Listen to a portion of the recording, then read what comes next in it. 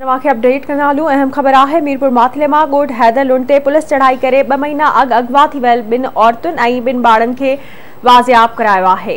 बिल्कुल नाज़रीन, अवांखे आगाह कयूं पिया औरतुनि ऐं ॿारनि जे अगवा जे मामले जो DIG सखर ऐं SSP घोटकी पारां अहिड़ो नोटिस पे वरितो वियो हो।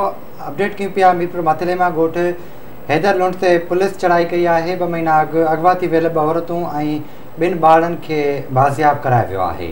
खबर असां शेयर कंदा हलूं। अहम खबर है औरतुनि ऐं ॿारनि जे अगवा जे मामले जो DIG सखर ऐं SSP घोटकी नोटिस वरितो हो। खबर असां शेयर कंदा हलूं। मीरपुर माथिलो में ॻोठ हैदर लुंड ते पुलिस चढ़ाई करे 2 महीना अगवा थी वियल 2 औरतुनि ऐं 2 ॿारनि खे पुलिस बाज़ियाब कराए वरितो आहे।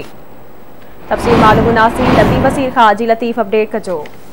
जी बिल्कुल वाज़े कंदोला 2 महीना अॻु न 2 हफ़्ता अॻु में जरवार थाणे जी हद में हथियार बंदन 2 औरतुनि समेत 2 ॿारनि खे अगवा कयो, जंहिंमें मुस्मात काइनात नज़ीरा समेत 2 भाड़ला हुआ।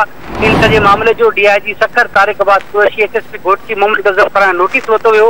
अॼु जेका ऐदान थाणे जी पुलिस जो अमला गन्ना जी अॻवानी में ॻोठ गुलाम हैदर लुंड ते चढ़ाई कई है, जिते 2 औरतुनि ऐं 2 ॿारनि खे बाज़ियाब करायो वियो है। उते झेड़ो भी थियो है ऐं उन सां गॾोगॾु कुझु शकी माण्हुनि खे गिरफ़्तार कयो वियो है। यादि रहे थी जेको मामलो हो 3 साल अॻु मोहम्मद नेक मोहम्मद लुंड रिफ़त लुंड प्यार जो प्रणो कयो हो, जेका रिफ़त लुंड जे माइटनि पारां पलांद में 2 औरतुनि 2 ॿारनि खे अगवा कयो वियो। उनजा वारिस जेके हुआ गुज़िरियल 2 हफ़्तनि खां वठी मुसलसल मीरपुर माथिलो हिमायत DIG ऑफिसनि ते एहतजाज कंदा रहिया ऐं उन सां गॾोगॾु अॼु इन्हनि 2 औरतुनि 2 ॿारनि खे बाज़ियाब करायो वियो आहे। यादि रहे त जेके औरतूं हुयूं उन्हनि जे वारसनि जी फरियाद ते 13 ॼणनि मथां केस दाख़िल कयो वियो, जेके जवाबदार गिरोह आहे उन्हनि जे मथां केस दाख़िल हुआ। पुलिस पारां ही कार्रवाई कई वई आहे, जंहिंमें 2 औरतुनि ऐं 2 ॿारनि खे बाज़ियाब करायो वियो आहे। जी ठीक है लतीफ़, वॾी महिरबानी अवां जी।